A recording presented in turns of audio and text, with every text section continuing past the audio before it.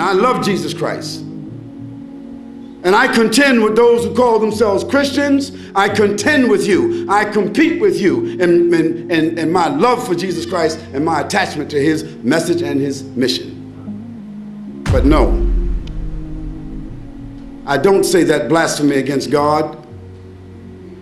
I don't put forward and perpetuate that lie concerning Jesus Christ. He never said that he is God, and Jesus Christ never said, worship me. So I don't say Jesus is God, nor do I say that we should worship Jesus Christ. And Jesus Christ never asked anybody to call themselves Christians either, just in case you don't know that. He was the Christ. In Arabic, it's called Masih. Masih or Messiah. It means anointed or appointed or selected or touched by God. Yes, he was. He was touched by God. He was appointed by God. He was anointed by God. He was selected by God. And he said, I can of my own self do nothing.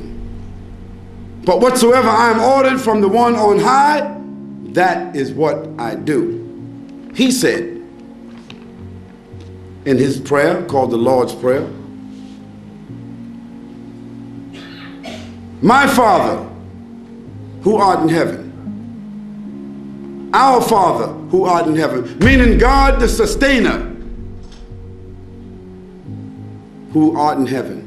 Hallowed be thy name. He didn't say my name or our name. Thy kingdom come. Not my kingdom come or our kingdom come. Thy will be done.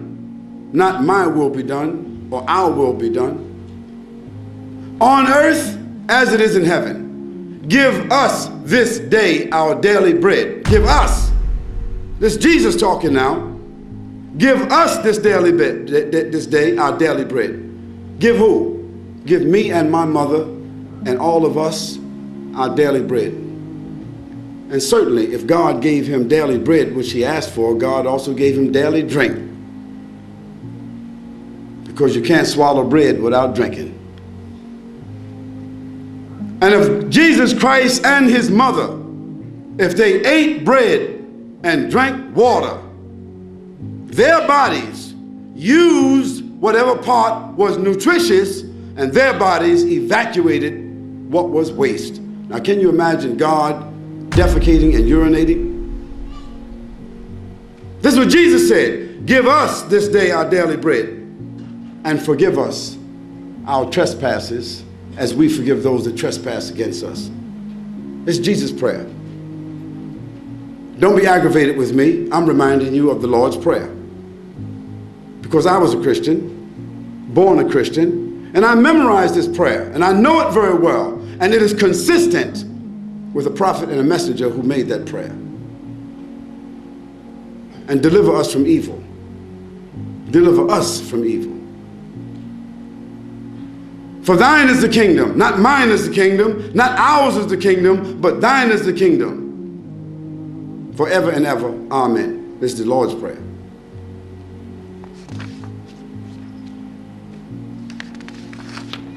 We have a love for Noah, Abraham, Moses, Zechariah, David, Solomon, Isaac, Ishmael, Jacob, Lot, John, Jesus the Christ, and Muhammad, peace and blessing be upon all of them. And they all were servants of God, servants who submitted their wills to God. And the word Muslim means a servant or one that submits themselves to God. By that definition, Abraham was a Muslim. Moses was a Muslim. Solomon and David were Muslims. Isaac, Ishmael, and Jacob were Muslims.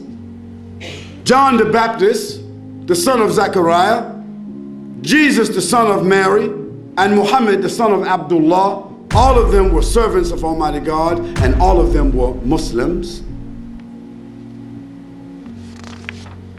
And it wasn't until 354 years after Jesus Christ, at the Council of Nicaea, that the pagan idolaters and Romans determined that Jesus Christ was the man God. And they were the ones that brought about the idea of Trinity, sonship, and divinity of Jesus Christ.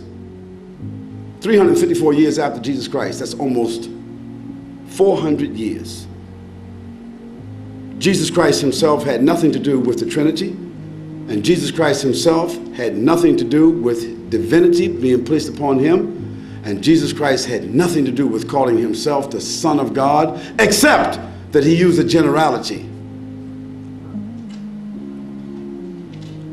The metaphor that all of us are metaphorically, allegorically, the sons of God, sons and daughters. Not that God had a son, begat, God gave birth. But if you remember in the Old Testament, God said, Isaiah is my son. God said that Abraham even is my son. God said that David is my son. God mentioned this not because they were born of God, but it means son means chosen. Chosen by God, selected by God. A person dedicated to God, whom God loves and God blesses. By that definition, God had sons by the tons. As such, Jesus Christ was not the exclusive Son of God, if we want to use that terminology at all. But Jesus called himself the Son of Man. That's what he called himself. He was called that rabbi, that man from Nazareth. And his followers were called Nazarenes. They never called themselves Christians. It was at the Council of Nicaea that this word Christianity was determined. And so whoever adopted the new Nicene Creed became Christians. And those who did not were Nazarenes, and they were killed.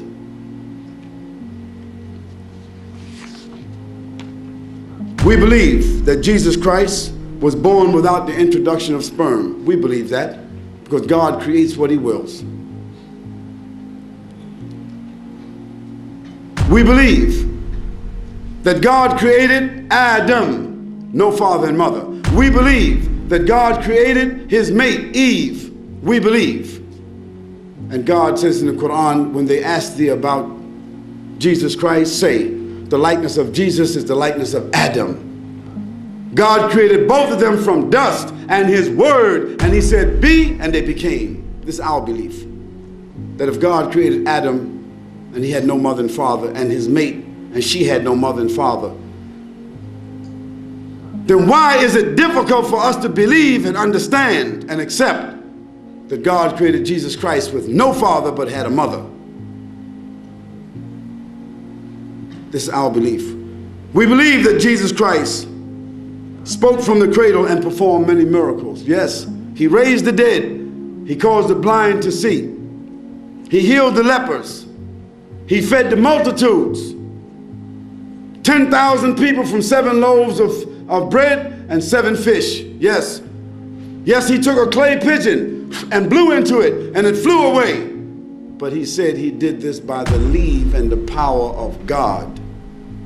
And when he was called good master by someone, he said, why dost thou call me good master when there's none good except the one that is in heaven?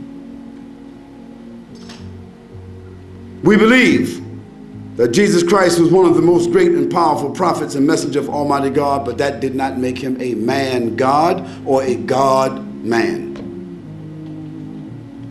Such is the elevated position of Jesus Christ in the faith of Islam.